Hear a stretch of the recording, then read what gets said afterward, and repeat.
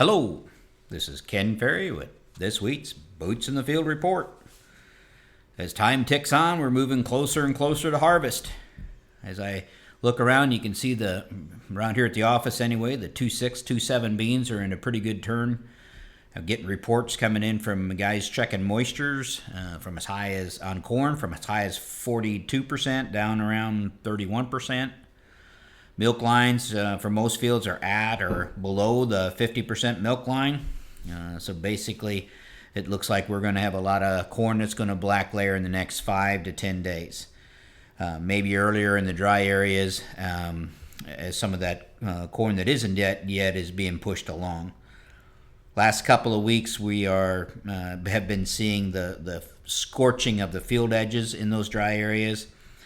Mainly, of course, that's your south edge and your west edge that would be bordered up against a bean field or an open area where that warmer, dry area has pushed into those outside rows and scorched them.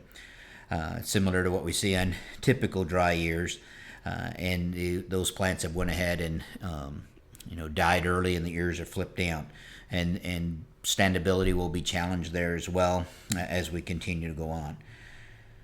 We do continue to deal with a late push of spider mites in some of those dry areas. Border spraying is holding most, but in some cases the mites have jumped the border, and we may need to be more aggressive with our action on that. Threshold at this stage when we're dealing with beans, basically we don't want the beans to show any stress in that most of them are late R5 to R6 is where we would be concerned about it. Those beans that are rolling into R7 where you got mature pods or looking pods on the stem, of course, you're going to let them go. They're too far gone. But basically, pest team needs to be watching those late 3s, early 4s in the dry area.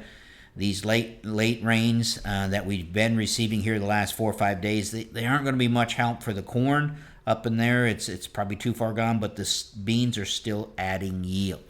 So the pest teams don't let spider mites catch us off guard out there as far as filling those later maturing beans. This week, the difference between susceptible fields sprayed with a fungicide in the corn and those not sprayed was very evident. Sprayed fields are holding greener, and the milk line movement is slower, which means better fill.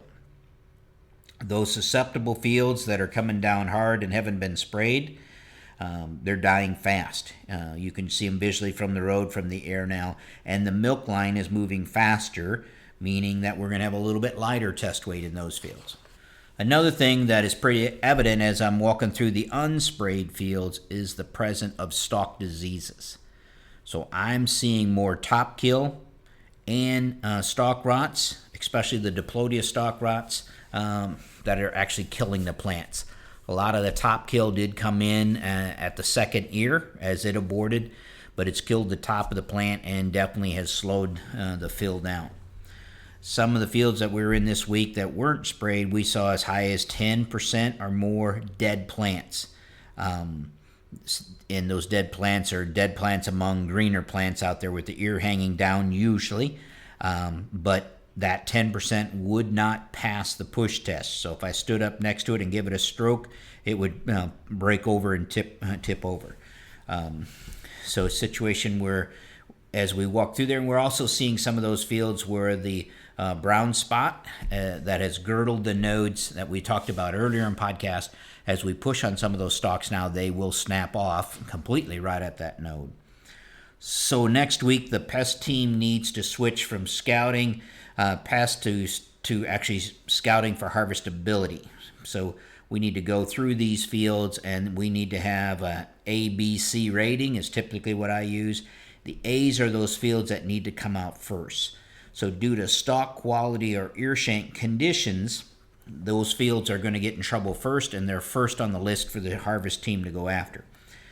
Now, some of these non-traded cornfields are actually carrying quite a bit of corn borer damage in the ear shank. So as you go out there and you see a green plant sprayed or not with a fungicide and the ear is ripe and hanging down, check those shanks, the scout team, when you're out there, and look for corn borer holes, because there's corn borer damage in some fields that's actually pretty impressive.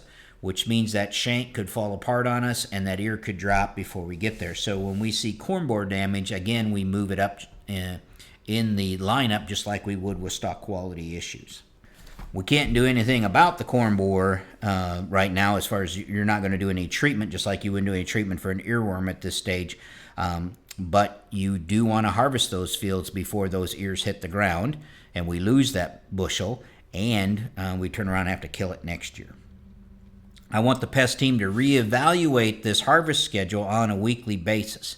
Move fields up and down on the list as they change, because right now, moving forward, the next 25, 30 days, there'll be big changes in these fields that aren't evident right now, and you'll go back next week and say, wow, this thing has really changed as far as stock quality and those types of things.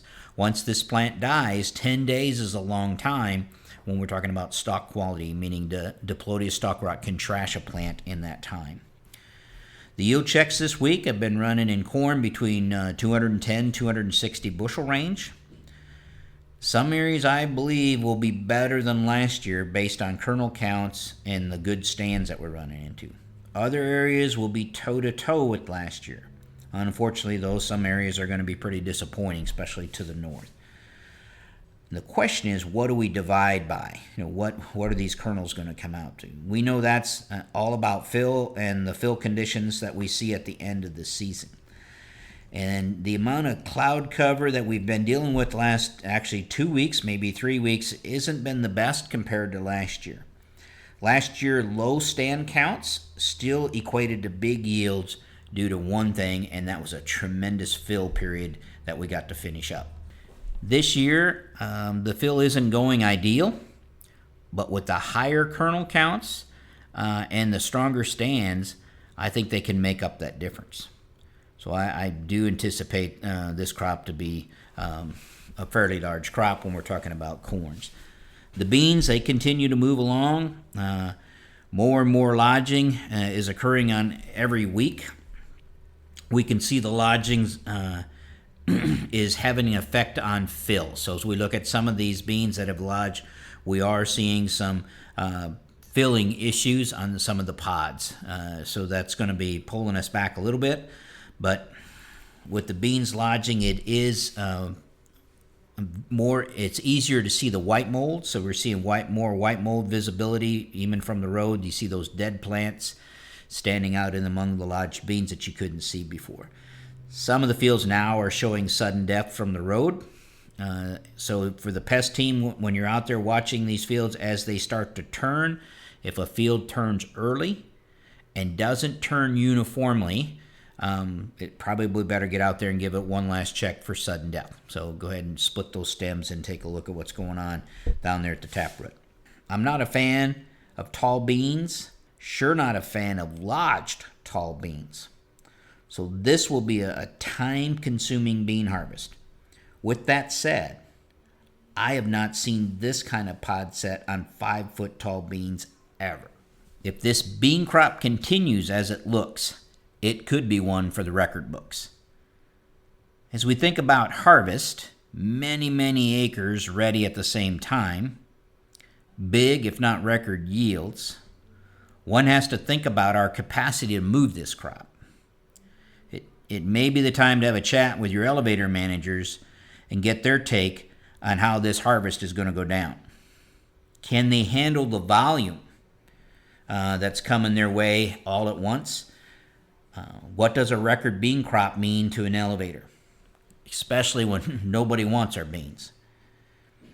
For you guys with on-farm storage, we need to think this through. Will we be storing beans or will we be storing corn?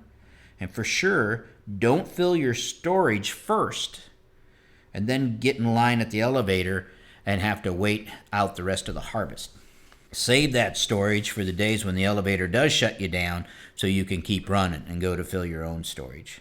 I see bottlenecks ahead of us to get this big crop out. That's why the pest team has to switch to start looking for pecking orders as far as which fields need to come out, so we aren't sitting there with a field in trouble and don't have the ability to remove it as quick as we need to. Remember, next week we're having our combine monitor calibration clinic. Our mapping crews in here can tell pretty quickly whether the grower has been through the combine clinic based on the quality of their maps. So keep that in mind. If you haven't been here in a while, or you need a refresher course, or if you've never been here from a yield calibration, as we say, junk in, junk out. So it's good maps that are key to building a good program around that. So look for the agenda for next week's meeting in the email. To stay up to date, check out our website at croptechinc.com and subscribe to our podcast, Boots in the Field Report. Keep her safe, keep her moving.